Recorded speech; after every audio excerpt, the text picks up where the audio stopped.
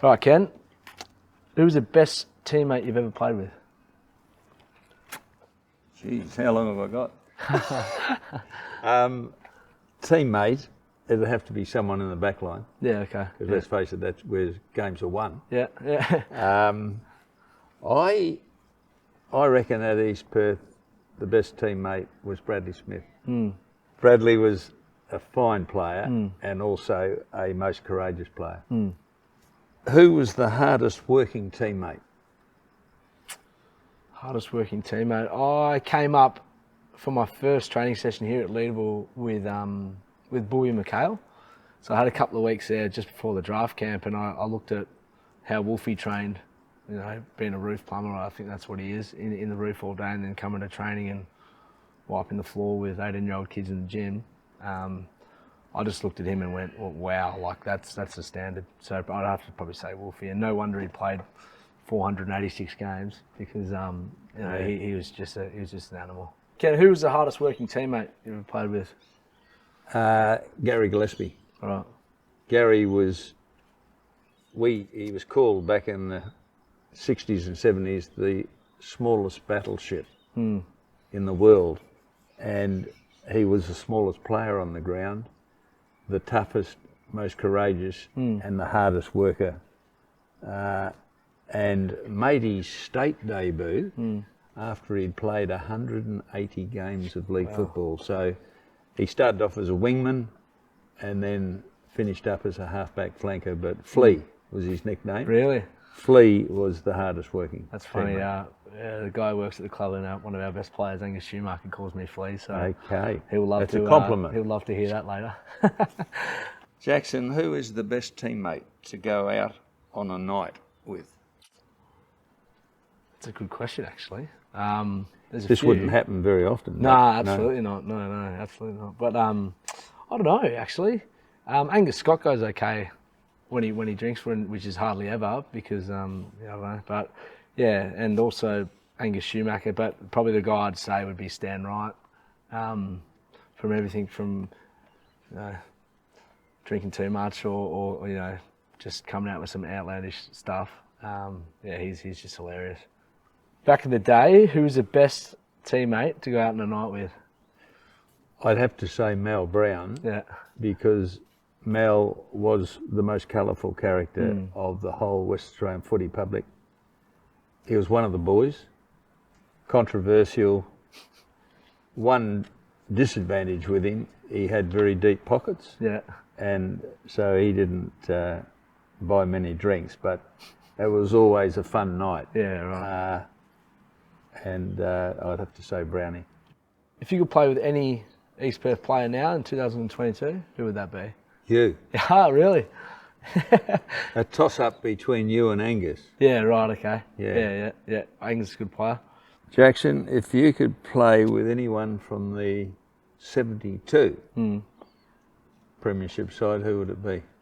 Well, I was going to ask you that before, actually. How are you feeling? Because we need a fullback for Saturday. I think, to answer that truthfully, I never ever played on the interchange. Yeah, right. So I think I could come off the interchange with about 1 minute to go. Good. Into the back pocket. Let's do it. Let's make it happen. And I reckon I could save a goal. Yeah, was well have a contract for you at the front. So back in the 70s, when you were playing, who was the X-Factor player at East Perth? The player was the fellow who actually broke the grand final open in 72, Gary Bygraves. Bygers, nickname was Cowboy. Bygers was one of these players who could disappear on a ground. You know, what like position was he Casper, playing? half forward flank. Yeah, okay. Bygers, you wouldn't see him for 3/4. And then he bobs up and kicks 4 goals, a couple out of his backside. Yeah. Well, in the grand final in 72, there was about a goal, the difference at half time. It's continual rain and wind. Cowboy wakes up. Yeah. And how many goals do you reckon he kicked in the first 5 minutes of a low-scoring grand final in the third quarter? I reckon he kicked 4. 3. 3. He kicked the lazy 3 goals in 5 minutes, and that basically separated the two sides because it was that even.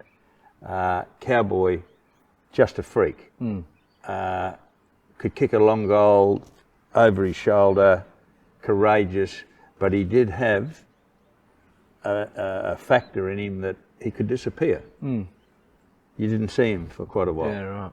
So I suppose that's called inconsistent, but he's a life member, played over 150 games and was a freak. Yeah, right. In your team, who's the player with the X factor? I'd have to say Sebit Kwek. He got picked up mid-season this year, based on that fact that he just used to 3 deep, pack marks. You know, he's 190 something centimetres and moves like a cat. So he's definitely got some X factor, and he's going to go a long way in the AFL once he gets his opportunity. And he didn't come through Auskick, did he? No, he started only a couple of years ago? Or? Absolutely. I think he started when he was 16, maybe. Was that right? Yeah, 16. So I've seen his growth from my first year here to when he got picked up, and it's just an amazing story. Yeah, no, fantastic. Yeah. Important question, this one, Ken. Why is it important to celebrate premiership success? Well, you don't realise how important it is until you retire. And one thing that does happen with any person who's played in a premiership side, you have reunions. Yeah. And you become better players. You can't change the margin, but you won, even if it was by a point. And so being part of a premiership side is special, because I was part of 5 runner-ups. And guess what? No one even knows who the runner-up was. This one for East Perth, 72, it's the 50th year. And we've still got most of the players, they still have a pulse. We've lost, just in the last year, 2 of our premiership players. Kenny Deards only passed away a couple of months ago, and Eddie Pitter last year.